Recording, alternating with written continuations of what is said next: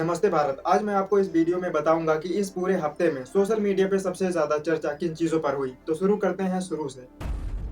हमारी पहली खबर है इंडियन वुमेन क्रिकेट टीम की स्मृति मंदाना की तरफ से, जिनका पर्सनल चैट का स्क्रीनशॉट सोशल मीडिया पे बहुत ही वायरल हो रहा है, जिसे देखकर लोग बोल रहे हैं कि ये चैट पलाश मुच्छल और मैरी डिकोस्टा जो कि पलाश की फ्रेंड या गर्लफ्रेंड हो सकती हैं, और पलाश मुच्छल वो है जिनकी स्मृति मंदाना से शादी होने वाली थी। इस चैट में स्मृति मंदाना का भी जिक्र है, पर इसमें पूरा क्या लिखा है इस पे तो मैं बिल्कुल भी नहीं जाऊंगा। बता दूं कि 23 नवंबर को स्मृति की शादी पलाश मुच्छल के साथ होने वाली थी। संगीत, हल्दी, प्री वेडिंग सब कुछ हो गया था। सोशल मीडिया पे आपने स्मृति मंदाना की बहुत सारी फोटो और वीडियोस ऐसी देखी होंगी जिसमें वो बहुत खुश है और सेलिब्रेट कर रही हैं। पर इसी बीच शादी से पहले स्मृति मंदाना के पिताजी की तबीयत बहुत ज्यादा बिगड़ जाती है और शादी होते होते रह जाती है। फिर इसके बाद स्मृति मंदाना के संगीत, हल्दी, प्री वेडिंग की जितनी भी फोटो और वीडियोस थी उन्होंने सब अपने सोशल मीडिया अकाउंट से डिलीट कर दिया। फिर ये वाक्य यहीं तक नहीं रुका। स्मृति मंदाना के जितने भी दोस्त उनके हल्दी और संगीत में गए थे उन्होंने भी अपने सोशल मीडिया अकाउंट से फोटो वीडियोस डिलीट कर दिया। स्मृति मंदाना के पिताजी की तबीयत खराब जरूर है, लेकिन उसके बाद उन्होंने ये जो सोशल मीडिया पे किया है इसके बाद से लोग देख के बहुत ज्यादा सस्पेंस में आ गए हैं। और ये जो स्क्रीनशॉट वायरल हो रहा है ये रियल है या फेक, इसको समझने में अभी टाइम लग सकता है।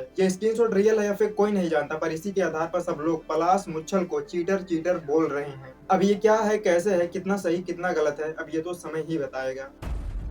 पश्चिम बंगाल के सीएम ममता बनर्जी प्रोटेस्ट करने में बहुत ही पारंगत हैं और वो फिर से प्रोटेस्ट कर रही हैं। और जानते हो किसके खिलाफ? बीजेपी के चुनाव आयोग के और एसआईआर के खिलाफ। एसआईआर एक प्रक्रिया है जो अभी हमारे यहाँ बहुत तेजी से हो रहा है और कल अभी हमारे यहाँ भी हुआ है। इसमें वोटर लिस्ट को अपडेट किया जाता है, पर ममता बनर्जी का कहना है कि वोटर लिस्ट सुधारने के बजाय उनके जो लॉयल वोटर्स हैं उनको हटाया जा रहा है। ममता बनर्जी कुछ न कुछ कहती रहती हैं और उन्होंने ये भी कहा कि चुनाव आयोग अब निष्पक्ष नहीं रहा, वो अब बीजेपी आयोग बन गया है। ममता बनर्जी भाई प्रोटेस्ट बहुत करती हैं। अगर कहीं पे कुछ गलत हो रहा है तो आप एफआईआर करिए, केस करिए, प्रूफ करिए, उसको जीतिए। ये प्रोटेस्ट करने का क्या मतलब है? हिंदुस्तान में प्रोटेस्ट करने वालों को एक ही चीज मिलता है और वो है डंडा। अपवाद हो सकते हैं, खैर हम आगे बढ़ते हैं।